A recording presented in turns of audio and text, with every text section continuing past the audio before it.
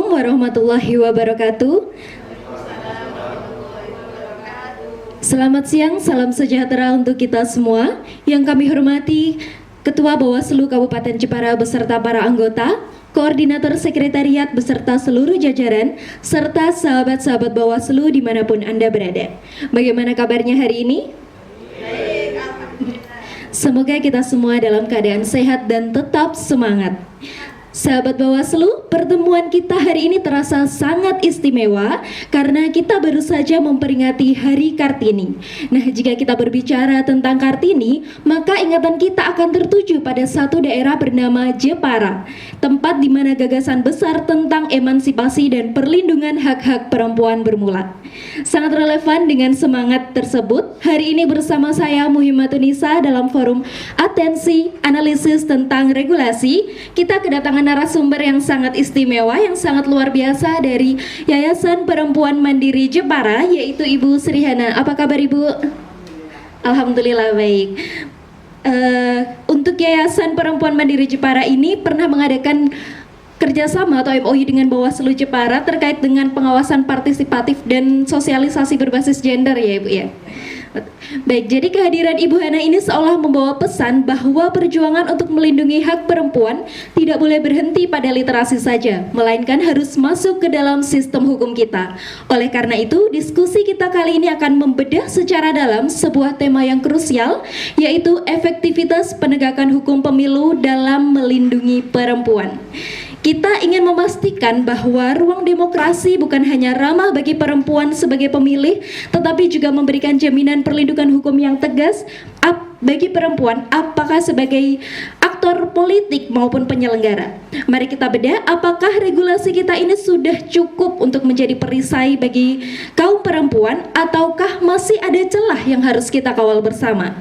Langsung saja mari kita mulai diskusi kita. Untuk mengawali langsung saya serahkan kepada narasumber kita, Ibu Hana, saya persilahkan. Assalamualaikum warahmatullahi wabarakatuh.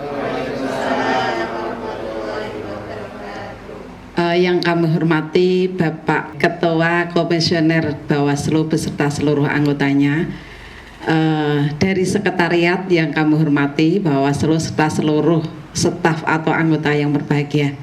Alhamdulillah di sini kami merasa bersyukur bisa bersama-sama ngobrol bareng, diskusi bareng, belajar bareng tentang regulasi pemilu yang ada di Jepara. Tadi kalau disampaikan oleh moderator bahwa kita akan berbincang-bincang tentang regulasi pemilu dalam melindungi perempuan, menurut kami kalau kita melihat regulasi itu gambarannya, kalau dalam sebuah perjalanan itu bisa kami gambarkan perjalanannya itu masih setengah jalan. Kenapa kita katakan perjalanannya masih setengah jalan? Regulasi pemilu yang melindungi perempuan itu sebenarnya sudah ada dari tingkatan yang tertinggi, Undang-Undang Dasar 1945, yang mana tercantum dalam pasal 27 ayat 1, juga pasal 28 ayat 2, sampai Undang-Undang Pemilu, Undang-Undang tentang partai politik, dan Undang-Undang Perlindungan Kekerasan. Ini ada aturannya, regulasinya. Tetapi kami katakan perjalanannya ini masih setengah jalan, itu karena implementasi di lapangan itu masih ada celah hukum, di mana untuk kasus-kasus tertentu itu masih mengalami kemandekan ketika dalam penyelesaian masalah, mboten saged tuntas.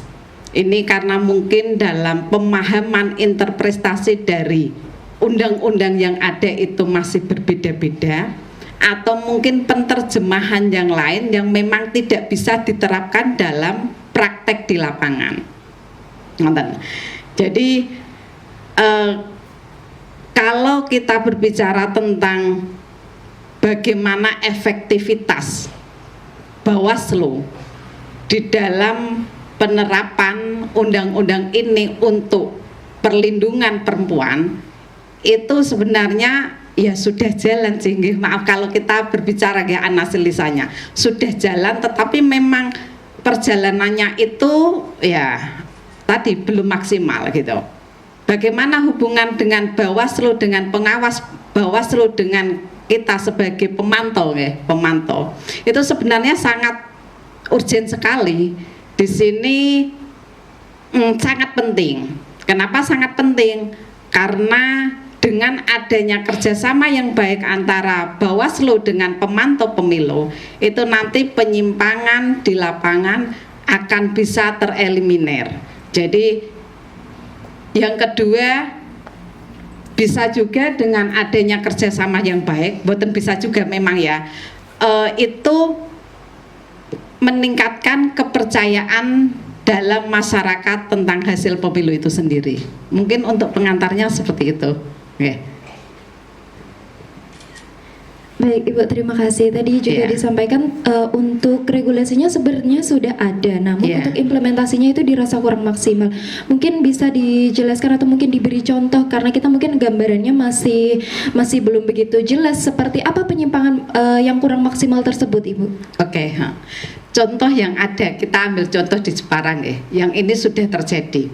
Hal yang sering kita dengar, regulasi yang diberikan kepada peserta pemilu tentang kuota 30% bagi perempuan, bahwa partai politik bisa mengikuti jadi peserta pemilu ketika ada syaratnya itu adalah melibatkan 30% perempuan.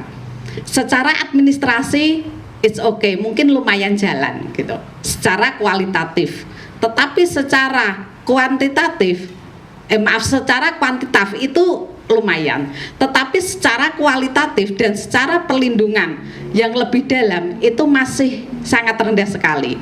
Jadi kita bisa melihat analisa data empiris yang ada di lapangan selama ini ketika di Jepara, tertib administrasi sebagai calon pemilih, sebagai peserta pemilu 30% itu ada, tetapi hasilnya itu kan tidak bisa maksimal. Itu karena apa gitu? Karena mungkin yang pertama adalah penempatan nomor urut dari peserta pemilu perempuan itu ditempatkan pada nomor yang nyaris untuk tidak jadi. Jadi kalau perbandingannya 3 itu ada 1, perempuan kebanyakannya di nomor 3, mentok di nomor 2 gitu. Yang dominan jadi itu kan biasanya nomor 1 gitu. Kalau tidak gitu penempatan dapil. Kalau bahasa teman-teman di politisi itu dapil neraka. Dapil di mana partai politik tertentu itu tidak mempunyai basic. Di sini perempuan itu ditempatkan. Jadi hanya sekedar untuk memenuhi kuota perempuan, pemenuhan regulasi yang ada, tetapi tidak mempertimbangkan hasilnya. Itu kalau dari tentang perlindungan perempuan sebagai peserta pemilu. Kita bisa melihat perlindungan perempuan sebagai penyelenggara pemilu misalkan. Penyelenggara pemilu yang kita ketahui di sini kan ada KPU, ada tingkatan di bawahnya PPS, KPPS kan ngoten nggih.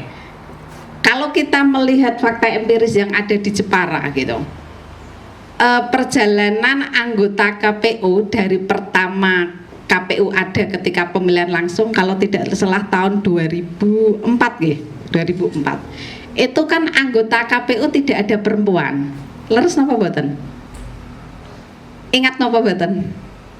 Itu 5 anggota KPU yang mana saat itu yang pertama ada Mas Muslim, ada Pak ini 5, kemudian yang Bapak tokoh Muhammadiyah, ketua Muhammadiyah tahunan itu ada Pak Sowi, ada Bapak yang Tegal Sambi, itu semua laki-laki. Jadi tidak mempertimbangkan kuota perempuan. Pertanyaannya di sini adalah apakah memang tidak ada perempuan Jepara yang mampu untuk jadi di KPU saat itu? Apakah tidak ada perempuan Jepara yang daftar saat itu? Sebenarnya ada yang daftar gitu, tetapi tereliminir. Bukan karena tidak mampu, tetapi karena memang adanya terkadang intimidasi. Saya tahu sekali gitu ya. Jadi adanya intimidasi untuk kelompok perempuan agar tidak ikut dalam kebijakan politik yang ada di Jepara. 2009 ada perwakilan perempuan 2, Mbak Devi dan Mbak Ani gitu. Kemudian tambah 5 tahun lagi 2004, 2009, 2014 ada keterwakilan perempuan 1 Mbak Ani saja kalau tidak salah. Kemudian tambah 5 tahun lagi ada 1 Mbak Siti ya. Sekarang ada lagi 4. Jadi artinya ini kita bisa melihat keterwakilan perempuan di dalam sebagai penyelenggara, di mana perempuan ini dari aspek penyelenggara pemilu itu ada, tetapi perjalanannya juga tidak semulus yang dibayangkan. Bahkan ada kader yang ada, kalau bahasanya tidak kader ya, ada perempuan yang punya potensi mau daftar di penyelenggara pemilu, sebelum daftar saja disampaikan, PT daftar ingo aku sing nomor 1 ora bakal dukung, kowe bakal ora dadi. Ada niku. Jadi karena apa? Karena dianggap tidak bisa kompromi dalam kebijakan.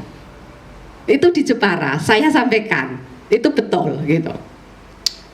Kalau kita lihat, coba misalkan di Bawaslu, dari awal sampai sekarang ada persentase perempuan untuk pimpinannya Bapak?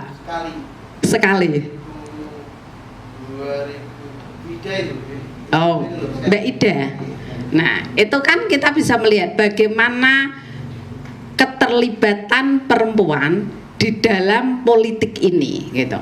Kalau mungkin di tingkat PPS, di tingkat KPPS, atau misalkan di Bawaslu di tingkat PPL ada keterlibatan perempuan.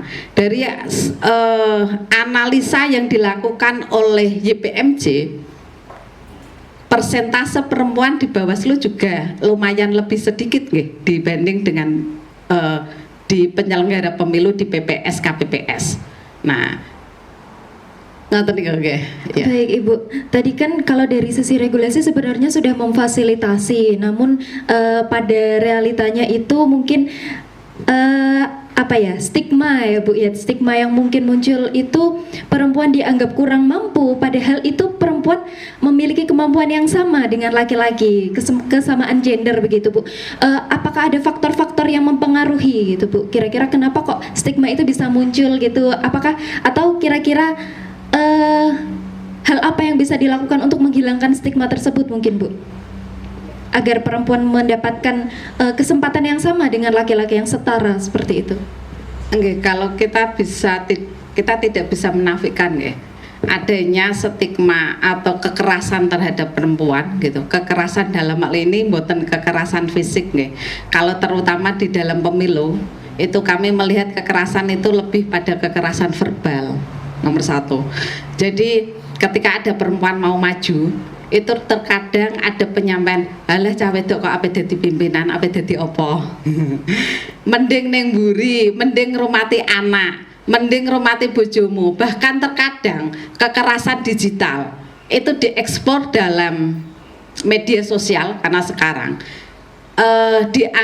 mengekspos tentang kehidupan pribadi, pembunuhan karakter, dianggap dalam rumah tangga tidak berhasil misalkan. Itu kan akhirnya adanya sebuah tekanan mental bagi perempuan gitu. Selain itu juga stigma tadi ya, pemahaman budaya yang ada di masyarakat kita, pemahaman beragama dan budaya yang ada yang menyatakan bahwa perempuan itu bukan sebagai pimpinan. Meskipun kalau untuk teman-teman remaja yang kuliah itu sudah ada gerakan feminis, ada pemahaman gender, tetapi untuk masyarakat secara umum ternyata itu belum bisa kita hilangkan begitu saja. Kalau upaya yang dilakukan menurut kami itu tidak hanya bisa sepihak dari salah satu pihak. Jadi semua unsur harus terlibat, dari pemerintahan, dari kita perempuannya sendiri, dari organisasi yang ada, itu semua harus bersama-sama dengan cara pemahaman, diskusi, seminar, penyampaian tentang bagaimana sebenarnya hak-hak perempuan yang bisa setara dengan laki-laki, meskipun boten sama nggih, laki-laki dan perempuan tetap beda, boten sama, tetapi kan ada hak yang memang perlu kesetaraan antara laki-laki dan perempuan itu. Pendidikan kepada masyarakat, sosialisasi tentang regulasi yang ada, pemahaman tentang bagaimana tafsir agama, budaya yang ada. Budaya itu sebenarnya kan bisa berubah. Lah itu perubahan itu kan tergantung bagaimana memahamkan pada masyarakat. Baik Bu, terima kasih. Lalu kaitannya dengan pemilu itu untuk partisipasi dari perempuan sendiri, Bu, bagaimana pandangannya menurut Ibu? Partisipasi perempuan dalam pemilu, tadi kami sampaikan kalau berbicara tentang pemilu itu tidak terlepas dari 3 unsur. Perempuan sebagai peserta pemilu, yang kedua perempuan itu sebagai penyelenggara pemilu, dan perempuan dalam aspek sebagai pemilih. Bagaimana keterlibatannya gitu. Keterlibatannya itu nggih, tadi data udah kami sampaikan ya. Kalau perempuan keterlibatannya sebagai peserta pemilu gitu ya, data yang ada di Jepara, peserta pemilu dalam hal ini legislatif gitu, itu untuk tahun 2024 anggota legislatif yang ada di Jepara dari 50 anggota dewan itu kan sekarang ada 10 anggota dewan perempuan. Jadi ada 20%. Sebelumnya dari 50 anggota dewan ada 7 anggota perempuan, sekitar 14, sekian persen. Jadi dari tahun 2019 sampai tahun 2024 ada sedikit peningkatan. Itu kalau keterlibatan besarnya partisipasi perempuan sebagai penyelenggara pemilu. Kalau perempuan sebagai sebagai peserta pemilu gitu. Kalau perempuan sebagai penyelenggara pemilu gitu. Tadi kami sampaikan sejalan ke sini ada peningkatan gitu.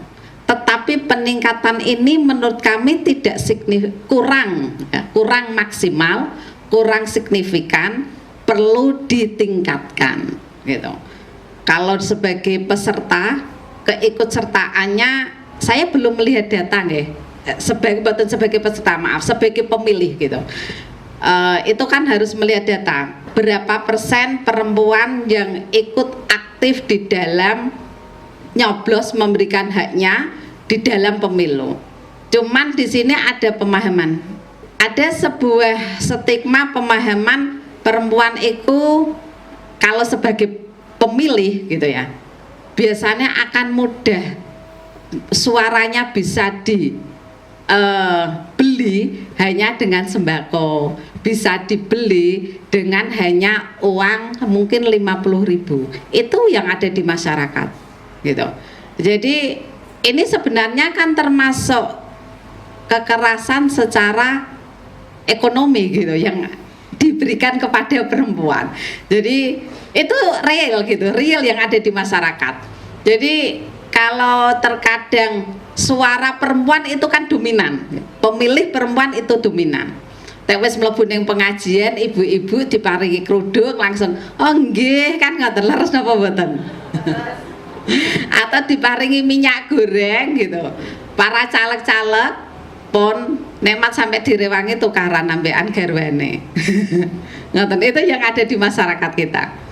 Tadi juga sudah disampaikan beberapa hal terkait dengan regulasi, terkait dengan fakta empirisnya dan ada di lapangan. Lalu terkait dengan sinergitas, kira-kira bagaimana peran pemantau pemilu, khususnya komunitas seperti YPMJ ini dapat bersinergi dengan Bawaslu dalam melindungi perempuan, Bu? Sinergitas antara pemantau pemilu dengan Bawaslu itu sangat penting sekali. Jadi kalau selama ini yang sudah dilakukan oleh pemantau pemilu YPMJ itu kita melakukan pendidikan dan sosialisasi dari regulasi yang ada. pendidikan kepada kelompok-kelompok masyarakat gitu. Jadi selama ini memang YPMC itu masuk dalam beberapa komunitas. Terkadang kita masuk dalam komunitas mahasiswa itu yang biasanya untuk lebih efektif gitu. Ada komunitas organisasi kemasyarakatan. Jadi memang di situ YPMC sudah ada MOU dengan Bawaslu sebagai pengawas pemilu. Kita mencoba untuk tadi intinya pendidikan dan sosialisasi tentang regulasi yang ada agar masyarakat itu ada pemahaman yang meningkat tentang bagaimana peran perempuan tidak hanya sebagai sasaran atau tidak hanya sebagai objek saja ketika ada dalam pesta pemilu. Penyadaran tentang hukum yang ada. Baik. Baik Ibu, terima kasih atas ilmunya yang telah disampaikan. Ini tadi saya perhatikan juga untuk rekan-rekan mungkin di sini sangat menyimak dengan hikmat, dan mungkin rekan-rekan staf juga punya catatan atau temuan di lapangan yang ingin dikonsultasikan langsung dengan narasumber kita. Lalu saya berikan kesempatan kepada rekan-rekan staf untuk yang ingin bertanya, saya persilahkan. Assalamualaikum warahmatullahi wabarakatuh. Sebelumnya perkenalkan, nama saya Nisa selaku staf di Bawaslu Kabupaten Jepara. Gini Bu, sebagai pemantau pemilu selama ini, selama pemilu maupun pemilihan, berdasarkan temuan di lapangan, ada nggak sih bentuk pelanggaran pemilu yang paling sering berdampak pada perempuan dan bagaimana pola kejadiannya? Terima kasih. Oke. Kalau pelanggaran dalam proses pemilu yang sering terjadi itu ada sebenarnya banyak sekali gitu. Di antaranya yang langsung kepada perempuan itu pelanggaran pemilu tentang kekerasan verbal gitu. Tadi saya sudah menyampaikan kekerasan verbal itu disampaikan dengan kata-kata, tidak kekerasan fisik, baik itu kepada peserta pemilu atau pemilih pemilu. Kadang-kadang kepada pemilih ya, kita orang nganut aku engkau dalam pelayanan engkau tak bantu pelayanan misalkan kemasyarakatan, itu disampaikan oleh tokoh-tokoh masyarakat setempat gitu kepada ibu-ibu yang dianggap pemahaman tentang regulasi tidak ada, jangkauan untuk melaporkan tidak tahu di mana, atau kekerasan verbal kepada peserta pemilu yang tadi menyampaikan wong wedok kok apa nyalon mending dadi noto anake wae ora pecos gitu. Jadi kekerasan verbal itu pelanggaran yang pertama. Kemudian pelanggaran kekerasan dalam bentuk ekonomi. Kekerasan dalam bentuk ekonomi kalau untuk peserta pemilu itu biasanya pemilu perempuan peserta untuk perempuan ada perbedaan bantuan. Ini real, saya diceritani sama teman yang caleg perempuan. Ada perbedaan diskriminasi bantuan keuangan dari pusat ke caleg perempuan dengan laki-laki. Karena apa? Karena caleg perempuan dianggap hanya sebagai pelengkap. Dia dianggap tidak jadi, penomorannya di bawah di dapil yang memang tidak basis partai tersebut. Karena dianggap sebagai pelengkap, maka subsidi anggaran dari pusat didiskriminasi. Ini masuk kekerasan dalam ekonomi untuk perempuan gitu.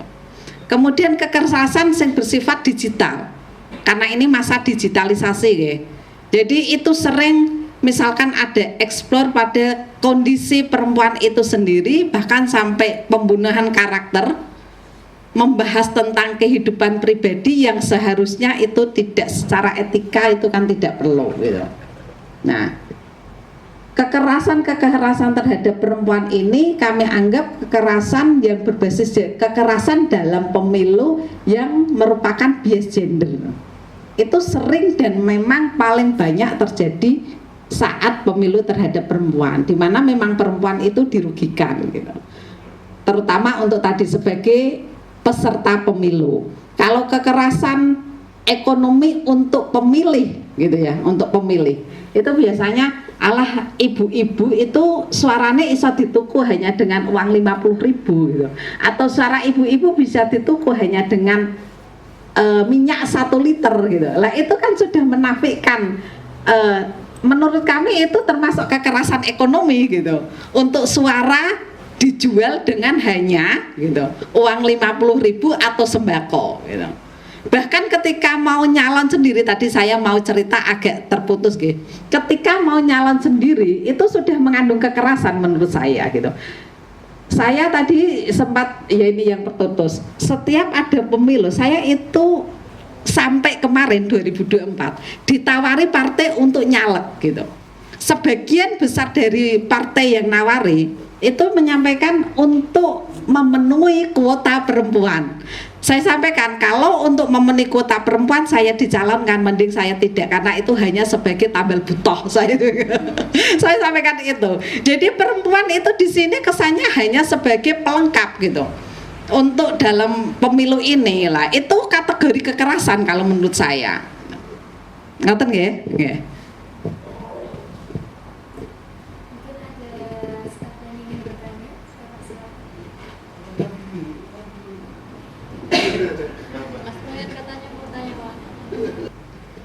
Baik, assalamualaikum warahmatullahi wabarakatuh. Mau menanyakan Bu, sejauh mana sih Bu melihat efektivitas Bawaslu saat menangani pelanggaran, terutama pada penegakan norma atau hukum yang melindungi kaum perempuan? Terima kasih. Efektivitas Bawaslu dalam menangani masalah terutama dalam perlindungan perempuan gitu ya.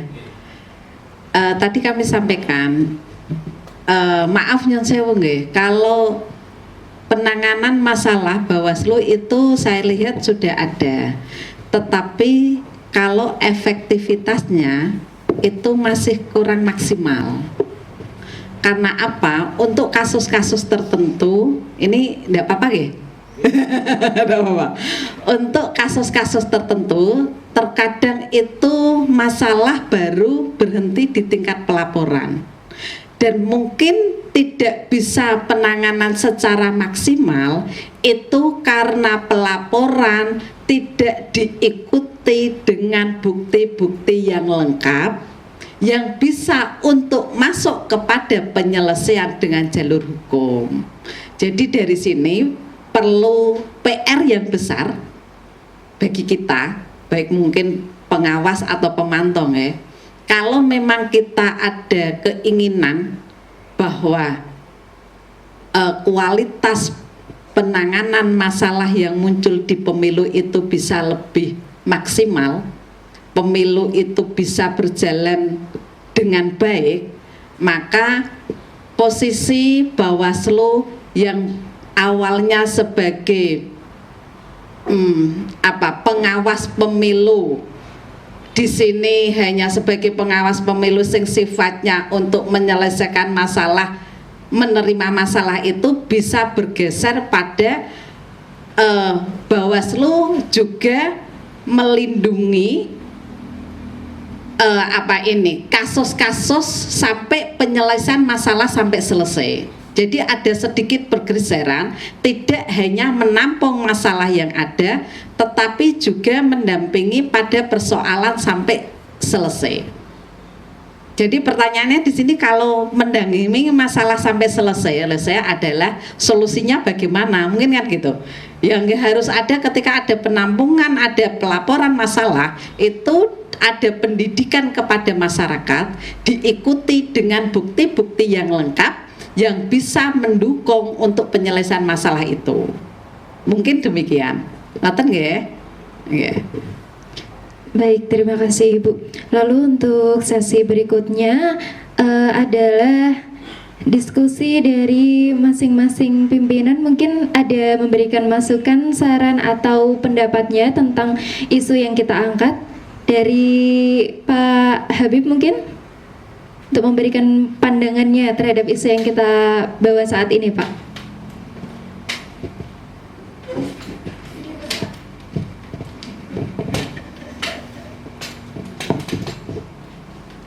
Assalamualaikum warahmatullahi wabarakatuh. Sebelumnya kami mengucapkan terima kasih yang sebanyak-banyak pada Bu Hana pada kesempatan siang hari ini sampai sore kita dapat berdiskusi, dan materi-materi yang disampaikan beliau juga sangat menarik dan sangat luar biasa bagi kami.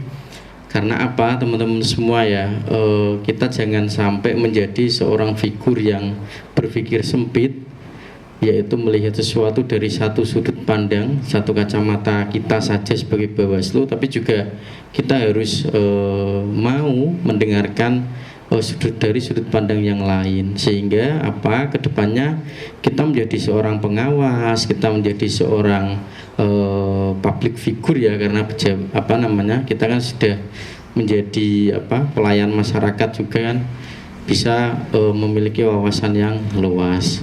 Terima kasih Bu Sri Hana. Dari kami berkaitan dengan efektivitas penegakan hukum dalam melindungi perempuan terkait dengan penegakan hukum pemilu ini, memang saya sedikit sependapat dengan apa yang disampaikan Bu Hana terkait dengan regulasi, terkait dengan aturan dan sebagainya. Memang sudah disediakan, sudah ada, namun memang terkait dengan pelaksanaannya kita masih proses untuk menuju ke sempurna. Untuk menuju untuk berjalan menjadi sempurna tentunya memang butuh step by step ya Bu ya, karena bisa dibilang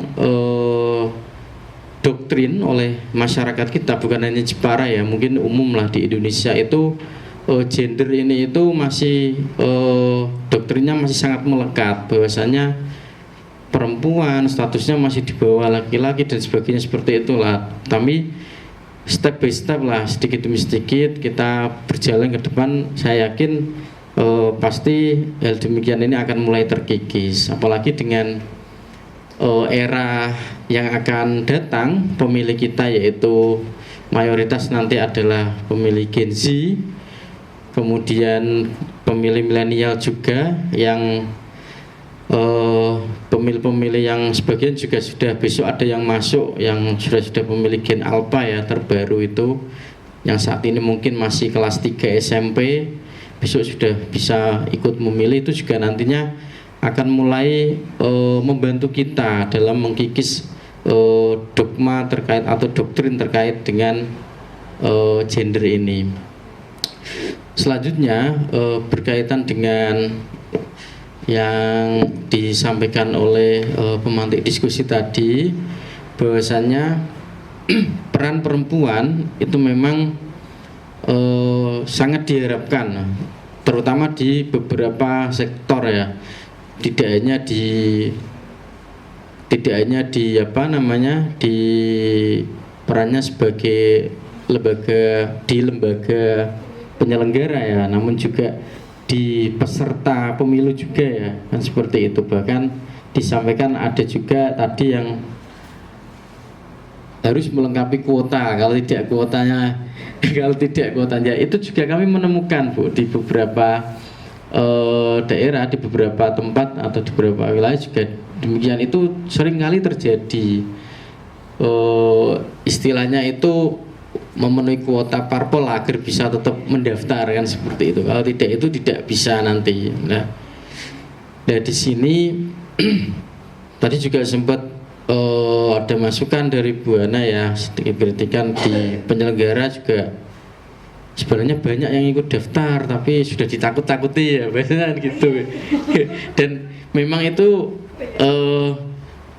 itu juga dinamika tersendiri yang terjadi di sekitar kita seperti itu. Namun saya yakin ke depan kalau kader-kader perempuan di Jepara kita, figur-figur yang aktivis maupun yang lain yang kuat dalam karakter dan sebagainya, pasti saya yakin, saya tidak mau menjanjikan, tapi saya kira ke depannya pasti juga ada sosok pimpinan Bawaslu Jepara yang dari perempuan. Nah, kalau di dua periode ini kan laki-laki semua, laki-laki dan kemarin terus kemudian ini kan laki-laki, mungkin yang kedepannya juga ada perempuan dan itu tidak menutup kemungkinan karena ke depan pasti figur perempuan akan bermunculan yang lebih baik dan berkualitas. Mungkin itu sedikit tambahan kami Bu. Mbak Hima kami kembalikan.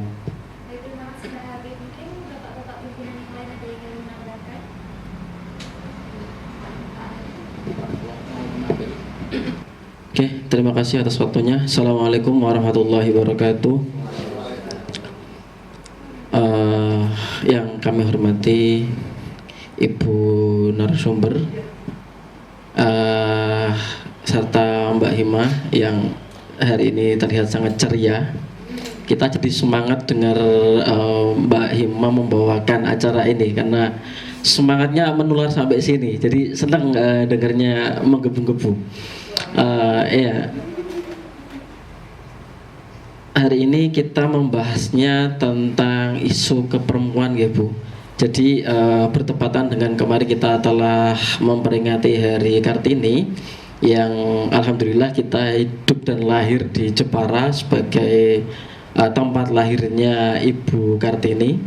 Dan di acara khusus ini kita siapkan perempuan-perempuan yang ada di depan Bu. Jadi untuk menyalurkan semangat Kartini bahwa perempuan itu juga bisa berada di tempat yang setara dengan laki-laki. Begitu itu semangat kita. Kemudian terkait dengan kuota perempuan yang 30% itu memang diceritakan bahwa beberapa instansi, parpol dan sebagainya itu pemberlakuan tentang aturan ini kadang berpikirnya yang penting perempuan ini bisa menempati agar bahasannya lolos administrasi begitu. Apakah tidak timbul pandangan bahwa oh kita hanya dieksploitasi, bahasanya begitu, itu kata kasarnya. Apakah kita hanya dieksploitasi, bahasanya Ibu tadi kan nambal butuh saja, nek gak butuh ya gak tinggal gitu kan. Nah kita itu muncul pandangan begitu enggak dari YPMJ gitu. Kemudian kalau misalnya muncul pemikiran seperti itu, kemudian agar perempuan ini tidak merasa tereksploitasi ini bagaimana? Ini juga sambil bertanya ya, nanti bisa ada timbal balik di akhir itu. Kemudian yang selanjutnya adalah di Bawaslu kami juga memperhatikan tentang keterwakilan perempuan itu Bu. Salah satu contoh yang kami terapkan adalah di penerimaan pengawas di tingkat kecamatan sampai dengan tingkat TPS atau tingkat bawah. Namun yang menjadi kendala kami adalah sedikitnya perempuan yang ikut aktif dalam pendaftaran calon pengawas tingkat kecamatan sampai tingkat TPS, sehingga kami selalu di beberapa banyak momen itu sering memperpanjang masa pendaftaran itu khusus untuk perempuan dengan harapan ayo ini perempuan mana monggo silakan untuk ikut bersama kami menjadi pengawas dan berperan dalam mengawasi pemilu dan pemilihan. Jadi kita terapkan dan harapan kami perempuan ini lebih aktif untuk ikut baik menjadi pengawas pemilu, penyelenggara pemilu di KPU, PPK dan ke bawah ataupun sebagai pemantau. Karena bahasanya kita itu hidup di tempatnya Ibu Kartini lahir. Masa perempuannya tidak kepengin unjuk gigi, bahasanya begitu. Oh ini loh saya. Karena ikon Jepara itu kan tiga-tiganya perempuan ya. Nah itu kan menunjukkan bahwa semangat perempuan ini harus kita kobarkan terus dalam berbagai bidang, tidak hanya dalam hal pemilu, pemilihan, namun juga dalam bidang-bidang yang lain. Begitu dari kami Bu. Kurang lebihnya mohon maaf. Assalamualaikum warahmatullahi wabarakatuh.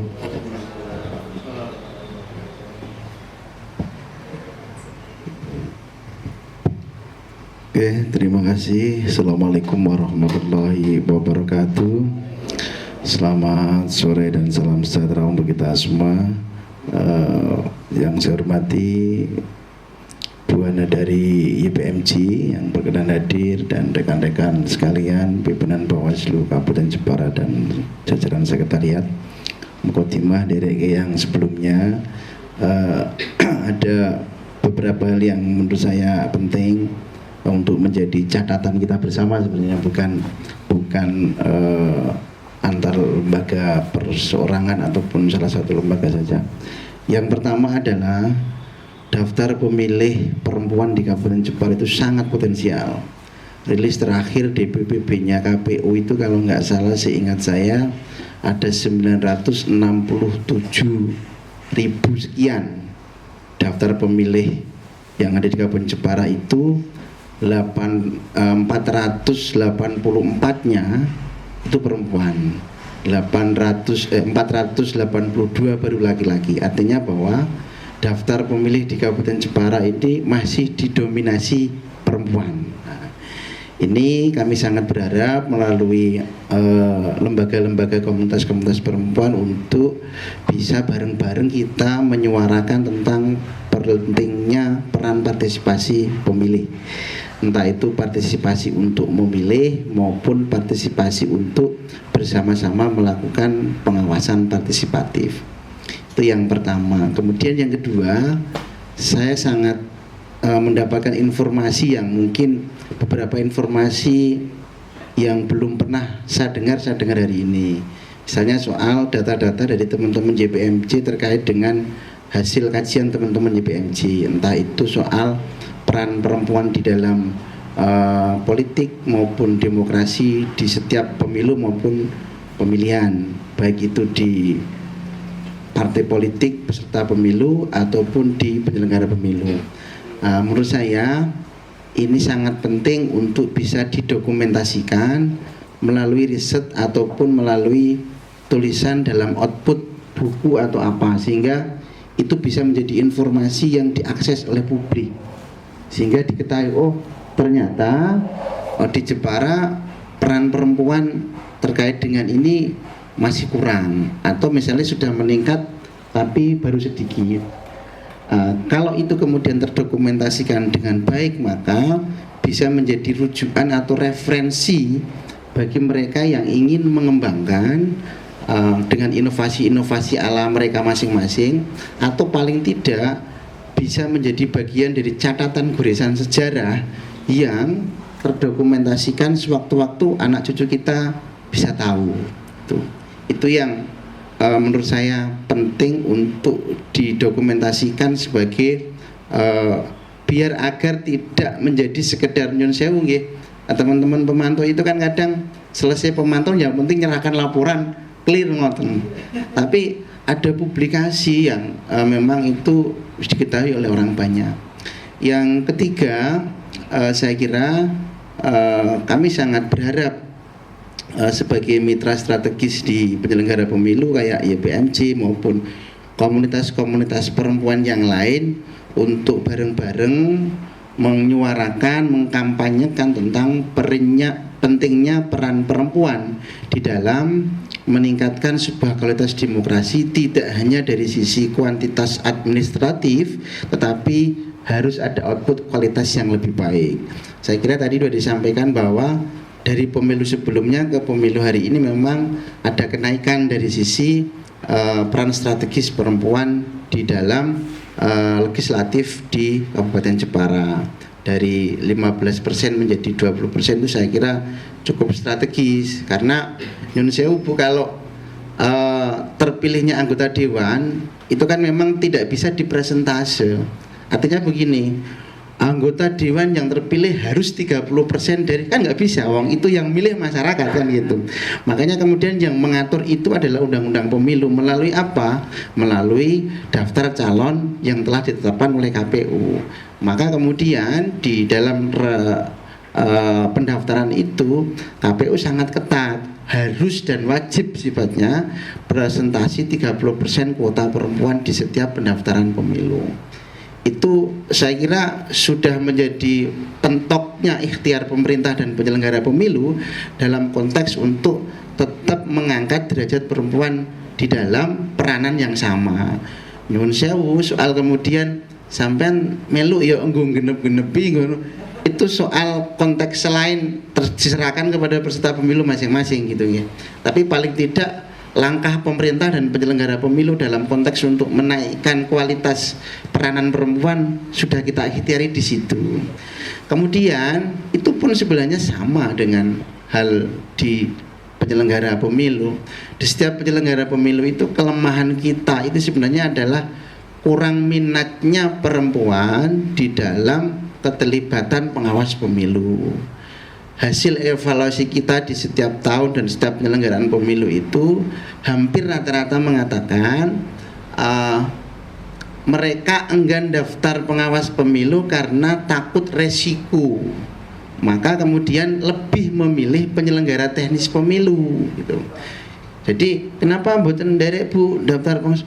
Wedi Mas kudu senene wong kok gini karena pengawas memang lebih ke pengawasan dan mereka lebih memilih ke KPPS dan PPS karena pekerjaan yang bersifat administratif, teknis gitu. Sehingga tidak ini kalau soal kemudian pulang malam, pekerjaan terlalu berat, itu tidak menjadi persoalan sebenarnya bagi teman-teman yang mendaftar itu, tapi resiko yang diambil sebagai pengawas itu yang mentalnya harus lebih kuat, itu saya kira menjadi daya tarik teman-teman perempuan di pengawasan itu rendah. Cuman Bawaslu pun tetap ikhtiar banyak. Di tahun 2024 misalnya, hampir di setiap kecamatan kecuali Karimun Jawa itu kita ada perempuannya dari 3 anggota Panwascam. Artinya bahwa presentasinya sudah 30% lebih untuk tingkat partisipasi di tingkat Panwas kecamatan. Nah, ini saya kira harapan kami tentu karena kita mitra strategis, maka ikut bareng-bareng mengkampanyekan agar perempuan juga punya peranan di ruang-ruang penyelenggara maupun di peserta maupun di pengawasan partisipatif dan pemilih. Itu saya kira Bu ya mungkin refleksi untuk kita dan refleksi kita bersama sebagaimana tadi di Bawaslu itu memang sepanjang sejarah belum ada komisioner dari perempuan. Cuman di buku sejarah kita, saya menulis buku sejarahnya itu dari pertama berdirinya Panwaskap di Jepara, itu ada satu kesempatan pada waktu itu yang diberikan oleh Bu Nurul Farida kalau nggak salah. Bu Nurul, dosen Universitas Nahdlatul Ulama Jepara, pernah kita panggil juga, kita hadirkan ke sini pas beda buku kita. Itu satu-satunya perempuan yang pernah jadi pengawas di tingkat kabupaten. Selanjutnya itu sampai dengan hari ini memang belum pernah ada perempuan yang menjadi komisioner. Kalau pendaftar ada, dari sampai kemarin misalnya sampai 10 besar itu ada. Cuman kayak begitu pun sama Bu, kita kan tidak bisa menentukan. Apalagi kemudian di regulasi itu tidak seketat di pendaftaran calon legislatif. Kalau calon legislatif kan harus ya, tapi kalau di penyelenggara pemilu itu bahasanya adalah mempertimbangkan afirmasi perempuan 30%. Jadi dari bahasa regulasi hukum seperti itu, bagi analis hukum ataupun bagi tim seleksi atau bagi apa menyampaikannya kemudian menafsirinya berarti tidak wajib. Karena bahasanya adalah afirmasi lah. Mungkin itu teman-teman yang komunitas-komunitas perempuan bisa mendorong untuk dilakukan uji apa bahasanya di Mahkamah Konstitusi itu apa? Uji apa? Apa gitu ini? Uji materi hukum terkait dengan itu. Agar apa? Ketika disamakan dengan undang-undang pemilu wajib 30%, maka di setiap pelaksanaan penyelenggara pasti minimal ada satu Bu. Dan menurut saya harus itu. Menurut saya harus. Saya juga dari awal saya aktivis di mahasiswa itu saya penggiat gender walaupun saya laki-laki. Saya ikut forum Forsia, forum Silaturahim Anissa. Kemudian saya juga giat setiap ngisi pelatihan, kalau teman-teman di Ansos saya selalu di gender pada waktu itu. Sehingga peran ini ruangnya akan menjadi sesuatu yang akan diperjuangkan. Kalau hanya sekedar afirmasi perempuan sehingga apa? Alah koyo tadi itu putus asa di awal. Tapi kalau memang wajib 30% di setiap penyelenggara pemilu di tingkat kabupaten, provinsi dan RI misalnya, maka ada semangat perempuan untuk ikut kompetisi. Kalau lagi-lagi di Jepara di beberapa kali kompetisi di Bawaslu itu akhirnya perempuan ala paling ngoyo kuwi mana perempuan gitu kan. Kalau di KPU masih mending, setiap periodenya pasti ada perkembangan di situ. Di Bawaslu 2 periode aja kita nggak terafirmasi di penetapan komisioner. Ini saya kira mungkin perlu teman-teman komunitas itu untuk mengajukan uji kompetensi terhadap produk hukum yang terkait dengan afirmasi perempuan khususnya di penyelenggara pemilu. Matur suwun, itu saya kira masukan dan refleksi untuk kita bersama. Akhirul kalam, assalamualaikum warahmatullahi wabarakatuh.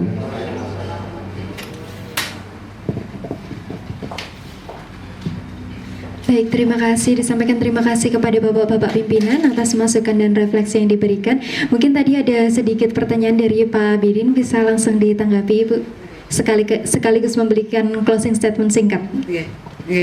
Terima kasih tadi dari Bapak. Bagaimana agar perempuan ini tidak hanya sebagai bahan eksploitasi, katanya. Cukup sederhana menurut saya, hanya dengan meningkatkan kapasitas perempuan. Jadi perempuan tidak akan jadi bahan eksploitasi ketika dia mempunyai pemahaman yang baik, dia mempunyai kapasitas yang baik. Menurut saya itu cukup sederhana. Jadi caranya bagaimana? Memang kita perlu pendidikan pada masyarakat, peningkatan kapasitas kepada masyarakat. Jarang sekali perempuan yang merasa dirinya itu sebagai bahan eksploitasi. Saya sendiri sebagai perempuan itu sebenarnya mendengar itu ya sedih kan. Lewat di bahan eksploitasi kok gelem ngono. Jadi itu memang salah satu kendala yang diakui atau tidak yang ada dalam sebagian besar pemahaman masyarakat, terutama perempuan di kita. Jadi kalau tadi pertanyaannya yang kedua, apa nih? Sedikitnya pendaftaran di tingkat kecamatan. Itu bagaimana cara agar ini pengawas pemilu pendaftar perempuannya itu bisa lebih besar. Di tingkat kabupaten sepanjang sejarah juga baru sekali, ngoten nggih. Ya memang perlu yang pertama tetap sosialisasi yang terus-menerus dengan bekerja sama pada organisasi perempuan yang ada. Di samping satu sisi adanya pemahaman kepada kelompok perempuan bahwa memang tadi pengawas pemilu itu kesannya rada medeni Bapak. Kalau bagi sebagian perempuan, jadi di pengawas Bawaslu itu kesannya di situ banyak masalah, di situ kita dituntut untuk menangani masalah gitu. Persoalan-persoalan akan dilarikan di situ gitu. Mental perempuan untuk menyelesaikan masalah di sini itu kan ditantang bagaimana dia bisa menyelesaikan persoalan-persoalan yang ada terutama dalam pemilu. Nah, ketika tidak ada kapasitas yang mumpuni, otomatis dia akan merasa mundur dengan sendiri. Jadi adanya peningkatan kapasitas dan sosialisasi itu dua hal yang memang perlu dilakukan sebagai bagian dari ikhtiar terus menerus agar bisa ada sedikit pergeseran atau perubahan dengan kondisi yang ada. Menurut saya itu Jadi saya sepakat dengan yang disampaikan oleh Bapak Ketua tadi, memang realitanya di masyarakat seperti itu. Yang penting bagi kita adalah sebuah ikhtiar agar memang keterlibatan perempuan di sini itu terutama di Jepara tidak hanya sebuah kenangan saja. Jepara yang memang benar ya, pemimpin-pemimpinnya Ibu Sima, kemudian Ibu Ratu Kalinyamat, dilanjutkan Ibu Kartini sebagai tokoh yang memang mendunia, tidak hanya nasional. Ibu Ratu Kalinyamat itu kan sudah terkenal sampai Portugis gitu perjuangannya. Apakah generasi-generasi perempuan yang ada di Jepara gitu ya, itu sekarang kok malah pada tidur saja gitu. Saya yakin di Jepara suatu saat akan menjadi jaya ketika pemimpinnya perempuan. Saya yakin itu. Jadi perubahan pengulangan sejarah itu akan terjadi entah kapan zamannya, waktunya gitu. Jepara akan jaya ketika nanti dipimpin oleh perempuan, mengulang masa dulu gitu. Jadi ini perlu persiapan, perlu untuk menuju ke arah sana. Jadi saya mempunyai keyakinan itu. Baik, terima kasih Ibu. Baik Bapak Ibu, kita sudah berada di penghujung acara. Diskusi kita hari ini mempertegas bahwa keberhasilan pemilu bukan hanya diukur dari angka partisipasi, melainkan dari sejauh mana sistem hukum kita mampu memberikan rasa aman dan keadilan juga bagi perempuan. Perlindungan terhadap hak politik perempuan juga merupakan syarat mutlak terhadap demokrasi yang sehat. Terima kasih kepada Ibu Hana dari Yayasan Perempuan Mandiri Jepara atas bedah regulasi yang sangat mencerahkan, dan terima kasih kepada Bapak Ibu yang telah mengikuti acara dengan hikmat, dan terima kasih kepada sahabat-sahabat Bawaslu dimanapun Anda berada. Dan bagi sahabat Bawaslu yang ingin memperoleh informasi mengenai tema-tema atensi yang lain serta regulasi kepemiluan lainnya, dapat mampir ke kanal YouTube dan media sosial resmi Bawaslu Jepara. Jangan lupa untuk klik like, share, dan subscribe. Dan jika ada aspirasi atau hal lain yang ingin dikonsultasikan, silakan tulis di kolom komentar. Baik, akhir kalam, saya Muhimmatunisa beserta seluruh tim yang bertugas pamit undur diri. Mohon maaf atas segala khilaf. Bersama rakyat awasi pemilu, bersama Bawaslu tegakkan keadilan pemilu. Wassalamualaikum warahmatullahi wabarakatuh. Bye.